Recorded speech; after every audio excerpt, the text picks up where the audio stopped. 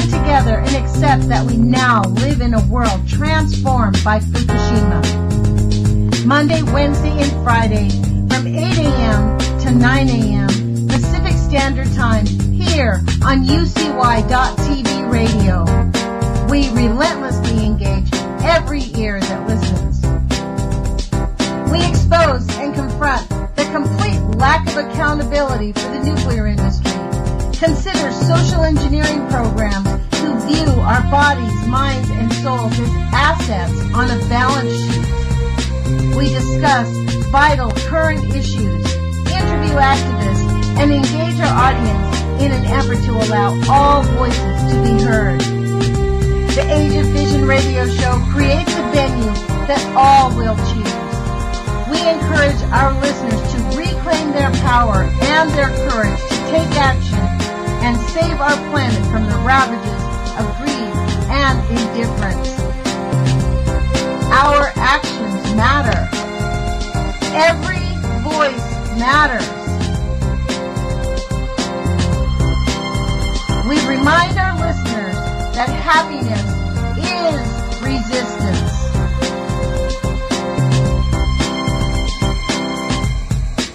Love is greater than fear.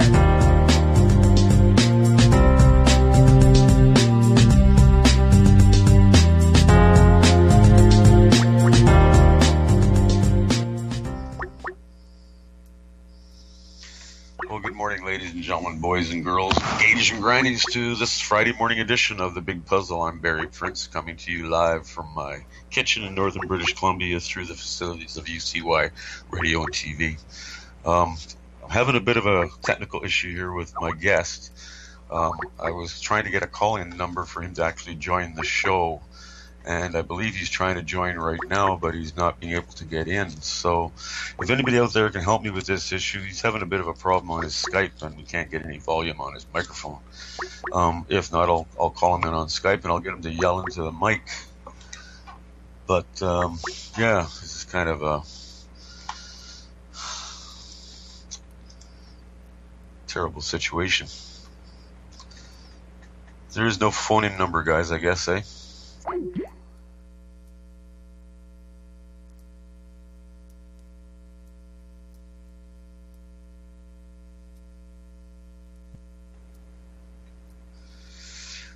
Okay, somebody in the chat there, if you're hearing me, could you let me know that I'm being heard? And I'll try and get my guest in here somehow.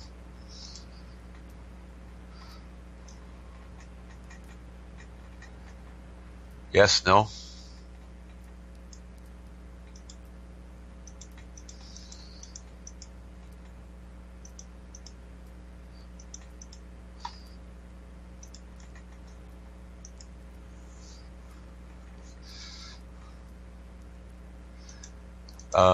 Jeez, man, oh man.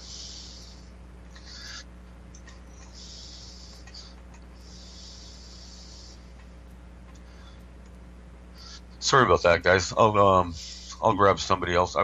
This has really kind of caught me off guard here. I had a great guest lined up, and I'm not being able to get him into the call. And we were going to talk about Canadian politics today because there's a pile of things to talk about. The insanity we see going on right now inside our Canadian government is absolutely mind-boggling. And the gentleman I had coming in is a very strong Canadian activist, and we're just going to talk about Justin Trudeau and what he's doing to Canada right now and how fast he's destroying this country that we love so much. I was going to get into a few things that he's actually pulled off in the last couple of weeks, and some of the things that are coming down the tubes are just knocking Canadians right off their feet. One of the biggest issues we've had here in the last week with Justin is his reintegration program for ISIS fighters.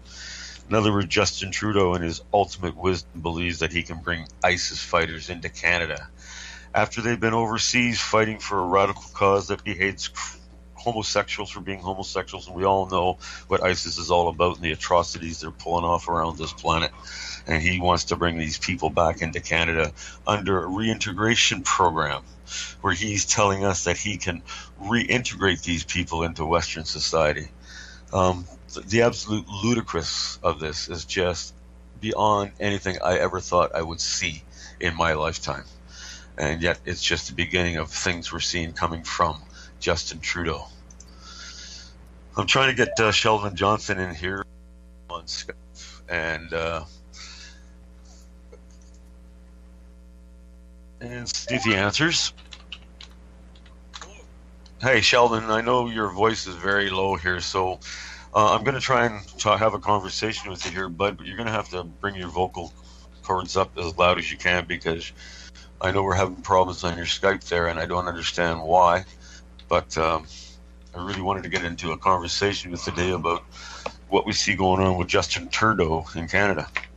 And a few of the issues we were going to talk about was health and immigration and a couple other things. How are you doing, Sheldon? Welcome to the show. Maybe you can real quickly tell people who you are and what you're involved in, but you're going to have to speak loud. Okay. Can you hear me? Yeah, that's good. Hey, what did you do? What did you do? I'm just a little bit closer to the mic, that's all. Well, there you go. Problem solved. How you doing? Welcome to the show, Sheldon. Thanks for coming in today, bud. Yeah, well, I'm living in Medicine Hat, Alberta. I was formerly the Libertarian candidate in the last federal by-election that we had in 2016.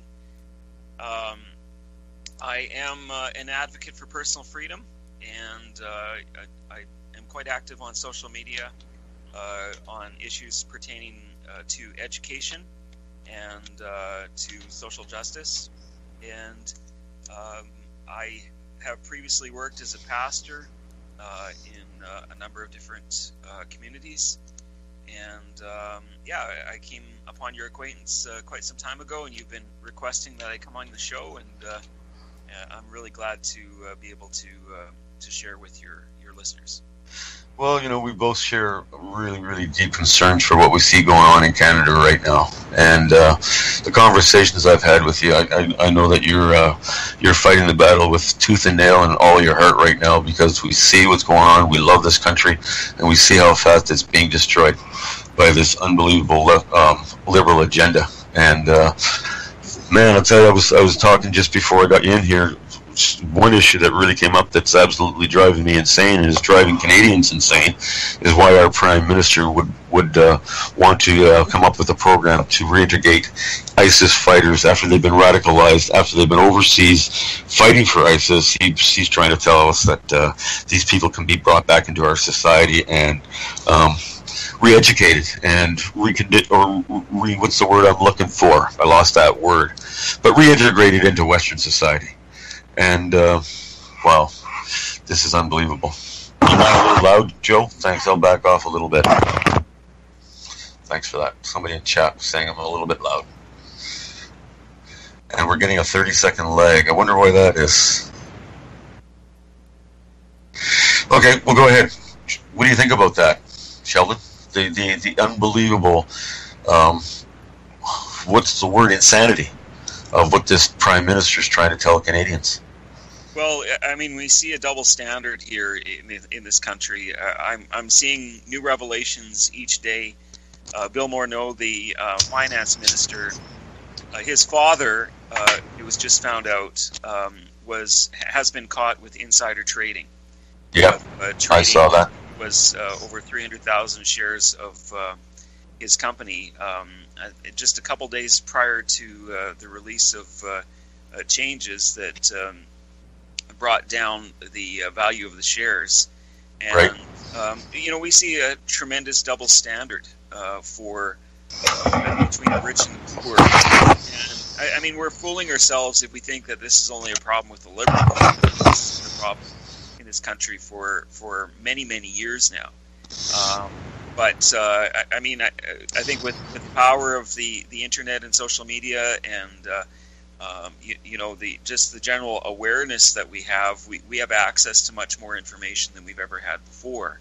Mm-hmm. And I think it's only a matter of time before the public realizes how badly we've been duped, how badly we've been used, and we have to, begin some method of organizing ourselves into a real opposition. Because I don't think that the opposition to this government is going to come from Ottawa. It's going to come from politicians. It has to come from the people. I agree with you 100%, Sheldon.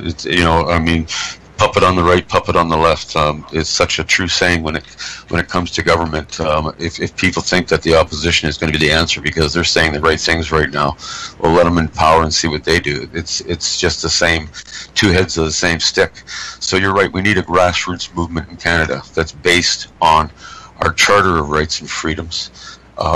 Christianity in our society is unbelievably under attack right now. I see it all through our society. I see it all around the world.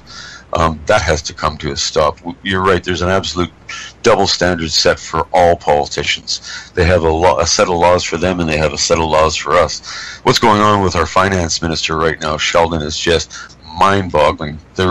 It not only has his dad been caught, but there was also 680,000 shares of that company sold 1 week before that legislation was tabled in the House of Commons. Now, our finance minister will not answer the question. He refuses to answer any direct questions. If he passes it over to our prime minister, he is the exact same thing. All they're doing is completely following their talking points. They will not answer questions to Canadians. Canadians, this is actually, I see this as being a really good thing, what's going on with this, our finance minister right now, because it's really starting to show Canadians just how corrupt and evil our government is. And that's what I have to use those two words, because that's exactly what I see going on in Ottawa, man. It's unbelievable.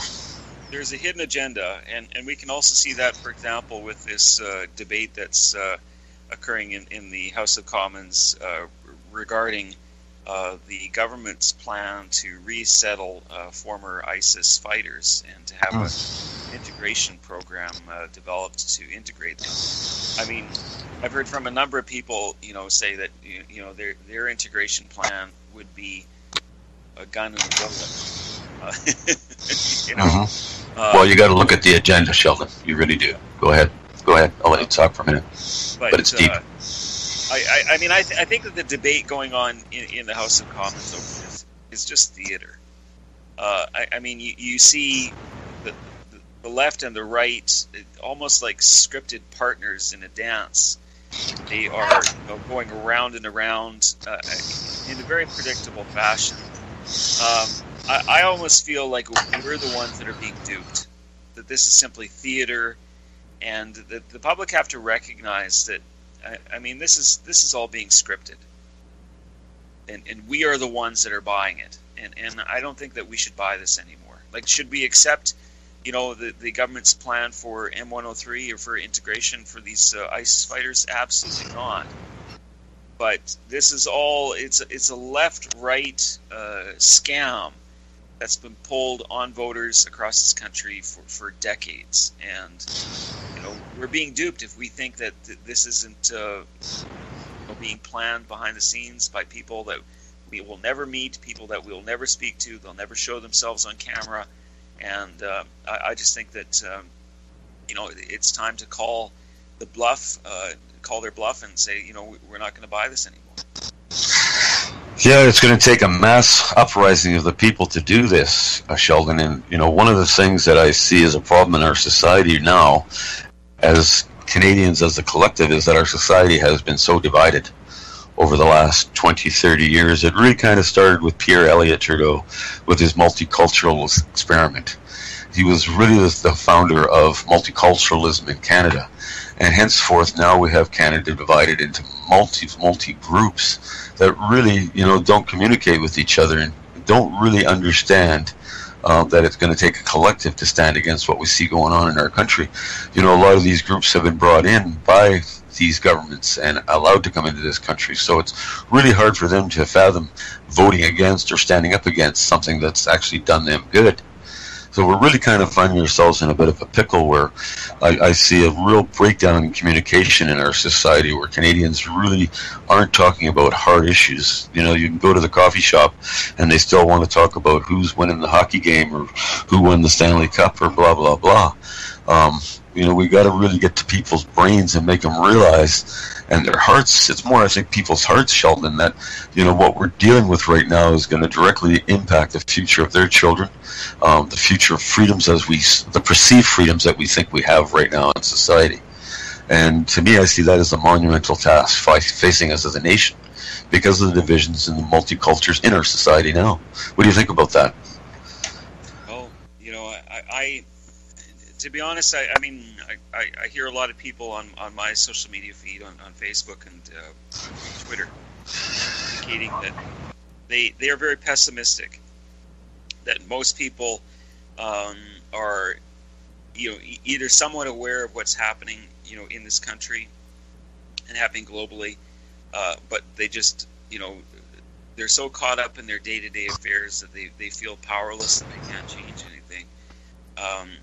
Other people are quite knowledgeable, but the negative effects of our government are not being felt on a personal basis yet. In other words, yes, we're kind of like a frog, in a pot of boiling water, and the heat is being slowly turned up. And unfortunately, right now, for a lot of people, they don't see the need to jump out of the pot. Exactly. Sheldon, I see that same scenario being applied in lots of different aspects of our society, not just political, but also environmental. To me, that's something that I touch on a lot, and this station touches on a lot, the effects of nuclear radiation, effects of all kinds of different pollutants, chemicals, and what we're actually doing to the planet, and what the prognosis for the future of life on this planet. To me, I see all this political stuff going on. There's all through history, nations have rose and nations have fallen and civilizations have changed, but the planet's always been there to sustain life. And me, buddy, right now I feel, wow, folks, we really got to stay paying attention to the environment, because like you said, most people don't want to even get involved or really look at what's going on as far as problems go until it actually impacts their lives. But I think there's going to be a time come very shortly here that it is going to impact people's lives. They're going to want to start doing something about it, but you know what, by then it might be too late. So yeah, to me, like I said, I seem to now be focusing a lot of my attention on solutions, because we have massive problems facing the planet, and people do need solutions. And we do have things like free energy now available to the human race. The hydrogen cell is a reality. Solar technology is advancing very quickly. We have all the technology now to eliminate everything bad that we're doing to the planet, but we really got to start embracing that aspect of our lives also. We got to look in the mirror and think about that one, don't you think? I was, formerly the deputy leader of the Saskatchewan Green Party, and I had to step away because the federal party was doing things that I didn't think were helpful, trying to bring on the carbon tax, the federal carbon tax. But one thing that was, really important for me, my wife and I had three kids that were diagnosed with autism.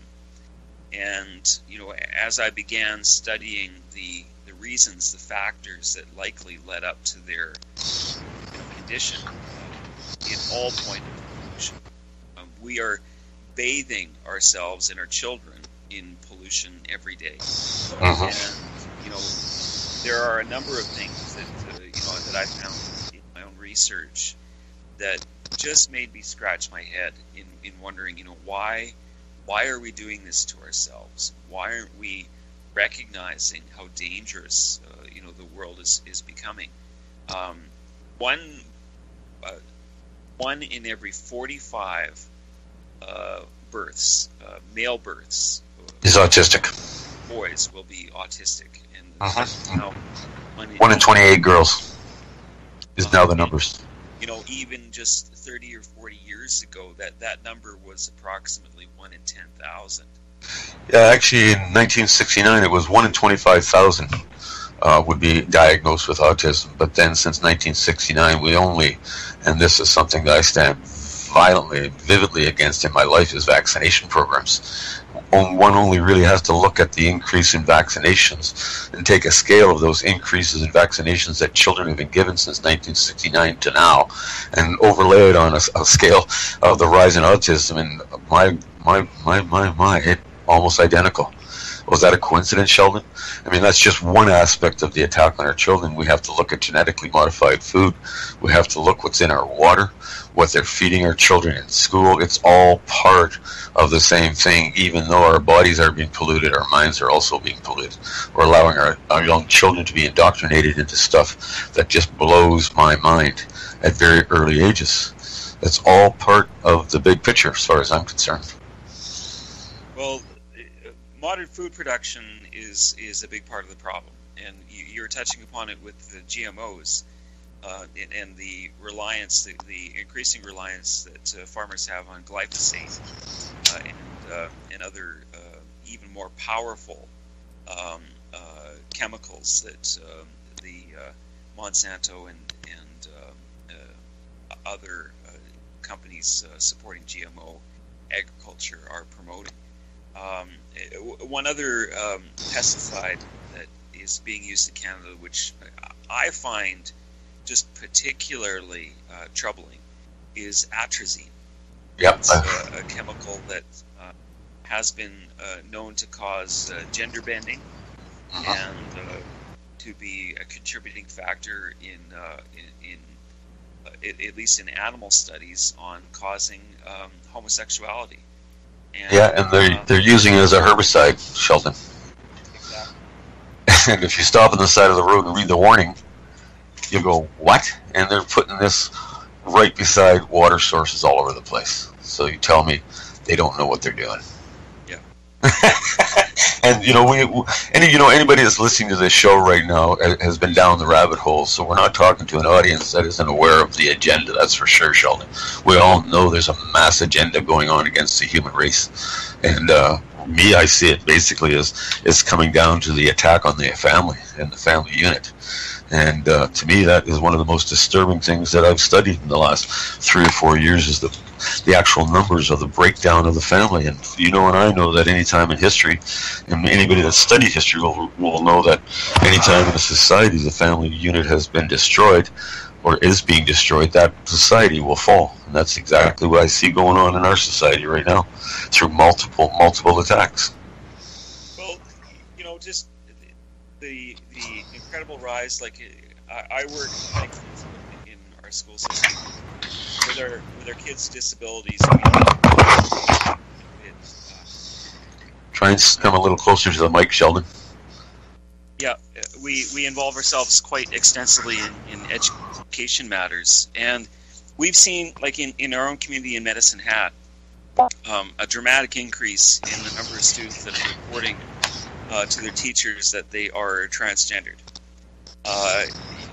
When the government changed their policy 2 years ago and allowed teachers and allowed students the opportunity of identifying and being supported in the school system, there was a small handful, it's a small number of kids across the province. Now we are seeing a dramatic increase. Like, kids are coming forward in 2s or 3s and identifying and requesting support from the school system. There's a lot of teachers that are questioning the wisdom of encouraging or promoting or allowing children to do this. One of the things that I've become quite active in is trying to raise awareness that the majority, a good number, I shouldn't say the majority, but a good number of these children that are coming forward are in fact autistic. But the government should be investigating, why is this number increasing? We've seen, like, for example, year over year at the Tavistock Institute in the UK, which is their gender clinic, a dramatic rise. 10 years ago, they had, I believe the number was 40 kids that were coming forward, and now year over year they're up to 2,000, and it's an incredible increase that we've previously only seen a very small number of kids, approximately 1 in 50,000, and now these activists are saying that they expect the number to become approximately 1 in 200, or even I've seen some numbers indicate that they expect 1 in 100 children to identify in the category. These are kids that are going to be taking a lifetime of hormone treatments. These treatments burn out their endocrine system. These kids will be sterilized. And I'm afraid that this is simply another eugenics program that the government or that various agents acting above our government are trying to promote for the sake of population reduction. Yeah, and it also, again, we get back to the moral fiber of children and what they are actually brought up to think about themselves and their role in society. Boys aren't supposed to be boys anymore. You want to be a girl, you want to be a tree, you want to be a dog, you can do that. And really, when we look at the bottom underlying motivating factors for this whole agenda, to me, they're very, very detrimental to the structure of our society. Where are we going as a society when boys are told that they don't have to be boys anymore? I grew up in a completely different world than that. And I reflect on my childhood and what I was raised at in school. And boys were boys, man. We were always hanging out and doing boy stuff and getting into trouble. And there was a bunch of us always hung out, and we were just like, girls, get them the heck away from us. Let's go find some girls to torment. And society's completely flip-flopped from that time. Sheldon? Right. Well, and I'm not, in the activism and in the advocacy that I'm doing, I'm not telling parents how to raise their kids. I'm not trying to push my own perspectives on lifestyle or whatever. But what I am most concerned about is that you see this growing trend that the government should be paying some attention to. What is happening? Why is it happening? And do some research on this particular problem, because I mean, it's just common sense that giving these powerful drugs and chemicals to young children, some of them as young as 11, without adequate study, like the hormone blockers that are being given to these children are fourth stage cancer medication that's being used off-label. Now, we should have a tremendous debate going on, if nothing else, over the cost. The treatments for these kids is $20,000 just for the medical treatment per year. And we're paying for that, Sheldon. You multiply that, if it's 1 in 100 children now in our school system, or in the future in our school system, you multiply that cost, and you figure, okay, and that's not even counting surgeries. That's not counting the cost of re-equipping or renovating schools or public facilities to be inclusive of these transgender kids. I mean, this is simply the cost of the drugs themselves, and we have no data about the potential long-term effects. For all we know, in 20 years' time, like we're seeing some studies that were previously done on autistic children using a particular drug called Lupron. Mm-hmm. We're seeing bone problems, that their jaw bones have been decayed, and they're having some massive problems health-wise with their osteoporosis, with their bone density. We could be having, for example, in 20 years' time, reports of really dramatic health problems on the same level, for example, as in the 1960s with thalidomide and with the birth defects that were being caused by that drug. But we have no studies whatsoever that are being done on this particular problem. I mean, this treatment protocol was drafted, I think it was in 2007, by a Dr. Norman Spack from Boston University. And Health Canada has simply accepted putting these kids on this off-label drug use for various anti-cancer drugs, and without any public outcry, without any public investigation. And I'm telling you, in 20, 30, 40 years, we could have a massive, massive health expense bill that will be, foisted on the public, and we'll be asking ourselves at that time, why on earth did we go ahead with this without asking the question why? Well, that's just one aspect of the attack on our health system. I mean, the numbers that are being projected for autism in children blow my mind. I mean, I've read 5 or 6 different reports on 10-year projection down the road on autism, and they're telling us by the year 2025 we could see autism rates as high as 1 in 2 children. I mean, we talked about that alone. I mean, you couple that with all these other drugs that they're sticking into kids. We could talk about Ritalin and how that's being widespreadly used in the United States of America. I believe it's 6 billion American children are on Ritalin right now. Well, I have a personal story about Ritalin I'd like to share with you for about 2 minutes, because I got a niece in Ontario that my sister put on Ritalin when she was 12 years old, and she is now a complete basket case on a permanent mental disability, can't function in society, has tried to commit suicide 2 or 3 times, is on antidepressants, and she's 22 years old.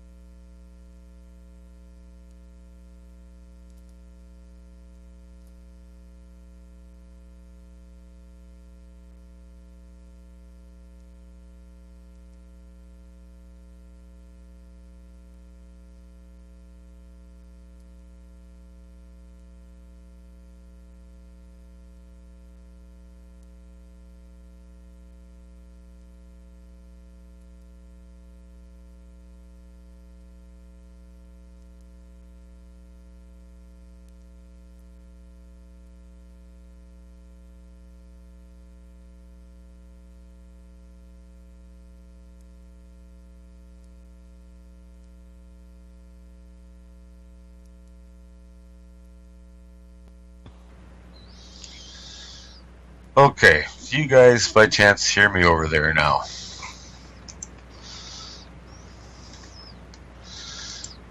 Wow. Yes, no?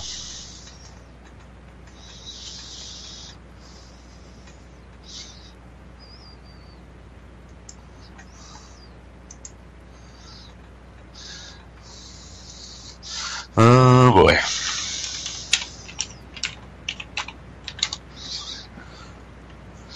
Still nothing, guys?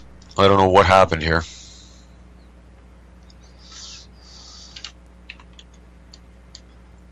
Okay. Am I back? Okay, good. Well, I'm going to try and pull Sheldon in here right now again and see if we can continue on with this conversation.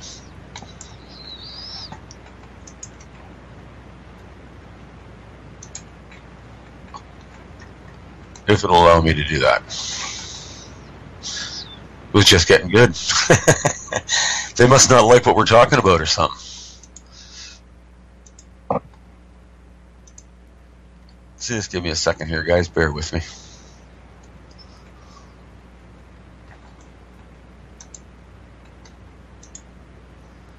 Oh, it's not allowing me to pull him into this call.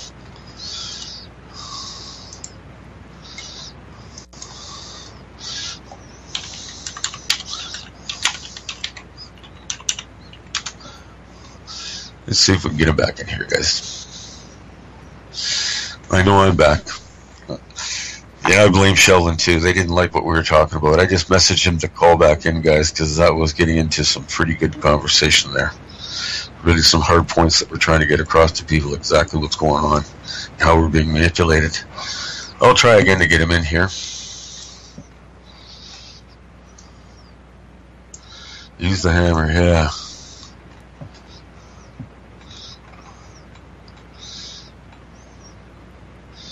Not trying to use no hammers, man. Just telling you what we're seeing. Maybe I got him coming in. Nope.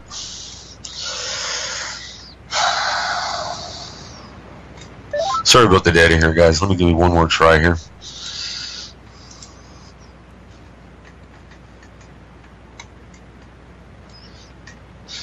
Okay, I'm going to be back in 30 seconds, guys.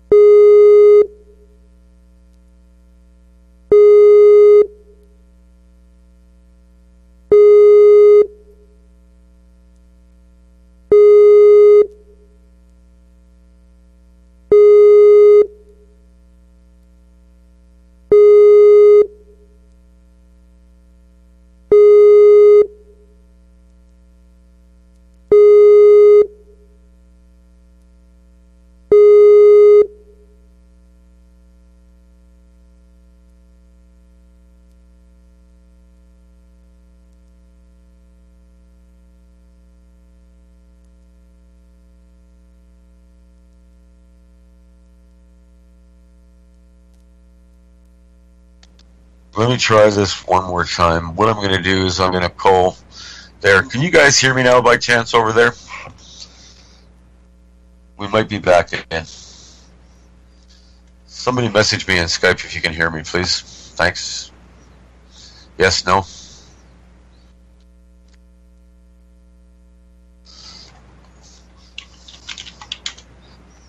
Can you hear me?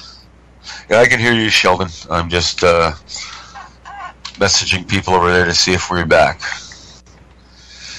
I mean, it's showing me that we're online, but yeah, oh, there you go. We are actually, apparently we're back on the air. Sorry, folks. Wow.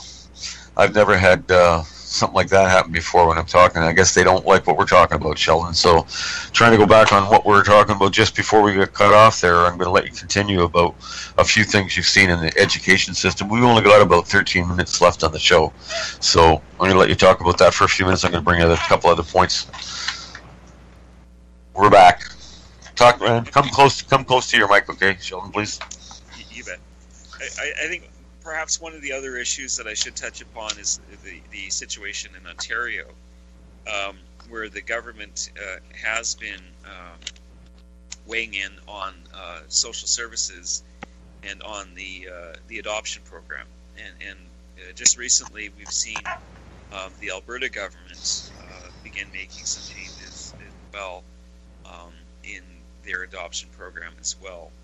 And this particular issue pertains more to our freedoms in society than it does to perhaps to education or to the poisoning of our environment. But I'm quite concerned about the issue of personal freedom and the right of conscience. If for example you're an educator, you are a professional, and you don't want to go along with the program, you don't want the participating in socially transitioning children, but you object to the government's plans, you'll be terminated in a heartbeat if you express any opposition whatsoever to what the government is doing. And yeah. We desperately need protections of conscience in this country, that if you have a personal belief that the government cannot be firing you, to be limiting your options, like for example regarding adoption, or to be for example imposing some type of harsh treatment to children in the school system. But what has happened in Ontario? They passed changes in their child adoption program. Bill C-89. Yeah, they wanted to increase the number of parents apparently that can adopt a child, so that you can have couples of 4. You can have some sort of marital unit where you can have up to 4 parents for an individual child. But what they've decided to do, for example, in I believe in Ontario and in Alberta, is that if you are a Christian parent, and if you are identifying that you do not believe in socially transitioning, you do not believe in gender transitioning children, or if in the minds of the Children's Services investigator that you do not go along with the LGBT agenda, they can refuse you an adoption. And also, I mean, I'm quite fearful that this will eventually lead into custody battles between school districts, activists, and individual children, where children are being attempted to be pulled from the custody of their parents simply because of the belief system that the government does not recognize certain religious tenets or certain religious beliefs or ideological beliefs. That they want to impose some state mandated belief system on the public. And we have never seen in this country the government to be interfering and imposing belief systems on parents. I mean, the closest thing that we've seen to that is the residential school issue, where children were being ripped out of First Nations homes and being put into government care because they didn't want First Nations parents be communicating belief systems onto their children. And the government was saying that certain beliefs are worth having and other beliefs are not. And it's taking us decades and decades for us to recognize the injustice, the unfairness. It breaches so many protocols with the United Nations and their Charter on the Rights of Children, their Charter on the Rights of the Disabled, the Charter on the Rights of the Family.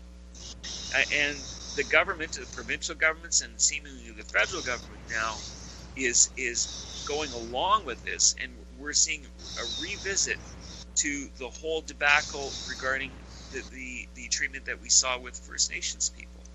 It is ridiculous that we're moving backwards in this area, and this is simply being led by a handful of activists who have the ear of government.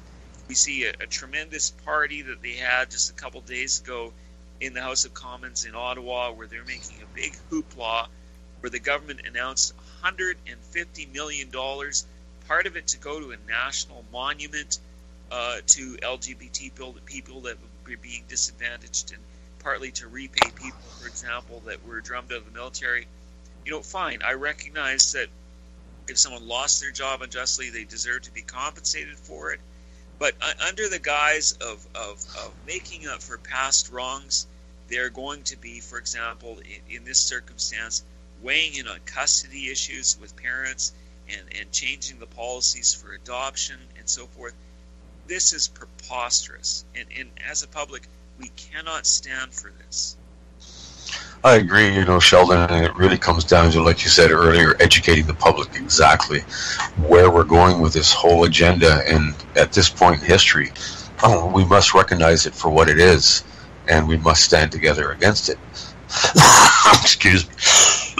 Excuse me. We as a society, I guess, men have to become men. And we've really got to kind of look ourselves in the mirror and really get educated on exactly where this is all going. I mean, this, what you said, is just absolute preposterous. Under Bill C-89 in Ontario now, if Johnny comes home and tells his parents that he wants to be a girl, and they don't go along with what Johnny's saying, Child Services now in Ontario can actually come into your house and take little Johnny away and put him somewhere else. That's how far we slid down this church government state. It's unbelievable what we see going on, Sheldon. I see it, you see it, but to get Canadians to really identify it, I don't know how we're going to do that, because the information is out there. It's not like it's not being exposed. I mean, we've got CBC, of course, promoting everything the government's doing, but then CBC is funded by the government. How much did they get last year? I mean, it's just a great big party, and we're not even part of it. Really, I bang my head against the wall, Sheldon. I do, because I love this country, and I see what's coming for my children. I see what's coming for this society in the near future if we don't nip this at the bud. So anything that I can do, anything that you can do, anything that anybody out there can listening right now can do to first off get really educated about what the underlying agenda of these programs being brought into by the government are, because they're deep, and really start getting involved, guys, because I don't think we have a whole lot of time to really stand up against it, Sheldon. What do you think? You think the window's going to close? Well, I think if people can become educated, I mean, we can turn things around, I think, very quickly in this country. If we give up, and if we don't become active and investigate, I mean, if people simply buy what the CBC is selling them, if they simply buy what our mainstream media is selling, of course people are going to remain asleep, and they're not going to understand the depth of the problem and the context of the problem, and they'll only recognize years after it's too late. But if we tune out the popular media, the social media, if we tune out the mainstream media, and particularly the CBC, or our state broadcaster that is feeding so much propaganda into the airwaves in this country, and we try to understand issues independently and on our own, I think that we have tremendous opportunities and resources at our fingertips, at our disposal, through the power through social media. Don't buy it that the Russians have been deceiving us. It's not the Russians that are the problem. It is people that are behind the curtain, so to speak, that we never get to see or never get to speak to, that are pulling the strings with our popular media, and quite frankly, I think we need to call our bluff and say that we're not going to believe 95% of the things, or even 99% of the things that they're trying to tell us. We investigate things on our own, understand issues on our own, and we don't need them to be dictating or spoon feeding us their version of the truth. Yeah, we're getting into some very, very slippery times for sure. And what we've been talking about today, I hope we only got about a minute left here, and the banner's going to come up here. Sheldon, thanks for joining me today. I've enjoyed this conversation, and I hope that maybe we brought some good thoughts into some people's heads, and maybe they'll explore this a little bit more and spend some time looking at things that are really, really relevant, and where we're going as a society. Like I said earlier, I don't believe the window of opportunity is always going to be there, but it's there now, and we got to climb through it, buddy. So all that being said, yeah, Sheldon, it's been a great conversation, and the Libertarian Party guys, look at what they're doing in Canada, grassroots movement that really has some good things to say about what's going on inside our country, and I'll be back again next week, same time, same place. Thanks to UCY for giving me this opportunity to share some of our thoughts. You guys have a great week, and I'll see you next week, same time, same place. You guys have a great week, and I believe the banner's going to come up in about 10 seconds here. If not, see you next week. Have a great day.